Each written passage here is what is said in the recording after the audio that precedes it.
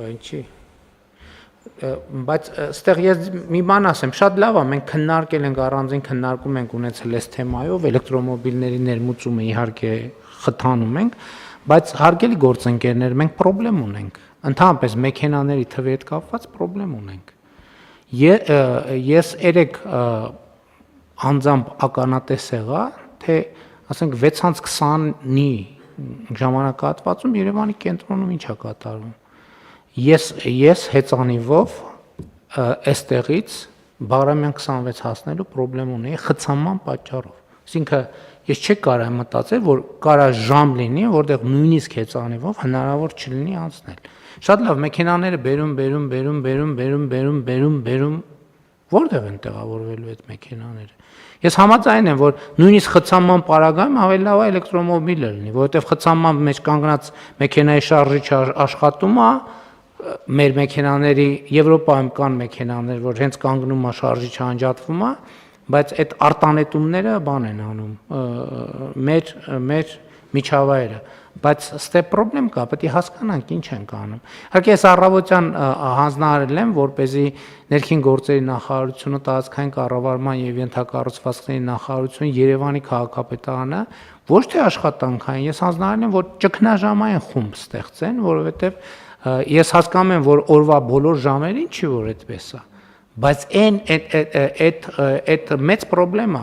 Երկրորդը մենք պետք է այլ ընտրանքային տրանսպորտներից իհարկե հանրային տրանսպորտի զարգացման մասին խոսել ենք, կառավարությունն էլ մենք միջոցներ հատկացրեցինք նաև այդ նպատակադրումով, որպեսզի տրոլեյբուսներ ձեռք բերեն Երևանի քաղաքապետարանը, բայց մենք պետք է հասկանանք, որ սենց մենք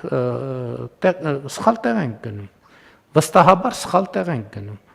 որովհետև ինչի էլեկտրական հեծանիվների մասին բան արեցի, հարցրեցի, որովհետև շատ ասում են Երևանում հեծանիվով տեղաշարժվելը բարդ է եւ նախ ես ասեմ ինքս հատուկ այդ նկատառումով նաեւ որ այցա լինում, առիթա լինում, այդ քաղաքներում հեծանիվ եմ քշում, տենց քաղաք չկա, որտեղ 100%-ով հարթ է։ Շատ տեղերում կան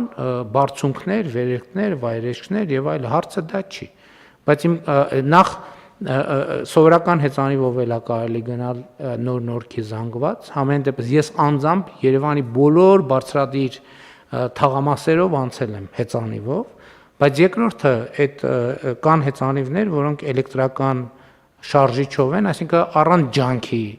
առանց մեծ ջանքի կարելի է բարձրանալ, բայց նույնիսկ եթե ջանքի մասին է, կներեք 1000 ավելի լավ է մի քիչ քրտնել, քան շատ ներվայնանալ, որովհետև այդ խցանումը արդեն բան է, այդ խցանումները արդեն մարդու բանի նյարդային վիճակի վրա ազդում են, հետո այդ մարդը մտնում է սոցիալական ցանցեր, չգիտեմ ինչ, գնում է տուն, հարևանի հետ եւ այլն, այդ բանը, այդ նեգատիվը որևէ ձևով պետքա պարփվի եւ վստահ չեմ, որ բոլորն են տենց բան ձևով հանդարտ ձևով պարփում։ Ես կառաջարկեմ, եթե հեծանիվները չկան, էլեկտրական հեծանիվը կա, որովհետև մեր ծրագիրն էլ չի աշխատում իմիջիայլոց, ոնց որ թե ուսանողների համար ընդունած ծրագիրը հեծանիվների, էլ չեմ ասում, որ չի երևում, որ ուսանողները սկսել են հեծանիվով գնալ դասի։ Ու սա խնդրեմ է, ես համոզված եմ դուք ինձնից շատ գիտեք խցանումների մասին, բայց այն ինչ որ ես երեք տեսա, դա սարսափելի է ուղղակի սարսափելի է։ Ու տենց մենք դա բառից բուն իմաստով ճգնաժամ չի կարելի տենց թույլ տալ, որ տենց իրավիճակը լինի, ընդհանրապես բոլոր երկրներում էլ լինում են խցանումներ, բայց խցանում էլ կա, դա խցանում չի, դա քաոս է։ Չի հասկացվում ինչ է կատարվում, ասենք ոնց որ մի սուբստանցիա լցնես տենց փողոցները ու տենց ողողվի փողոցները այդ բանով, այդ սուբստանցիայով, այսինքն ոչ կարգ կա, ոչ շարք կա, էդ էլ ուրիշ խնդիր է, որովհետև ուրիշ տեղերում նաև այդ խցանումները գոնե դասավորված են, իրանց արանքներով կարա մոտոցիկլը անցնի, մոպեդը անցնի, հեծանիվը անցնի, հնարավոր չի անցնել, ոչ մի բանով, նույնիսկ ոտով հնարավոր չի անցնել, որտեվ անդադ պետք է կամ այս մեքենային կպնես, կամ այն մեքենային կպնես, եւ սա շատ լուրջ խնդիր է։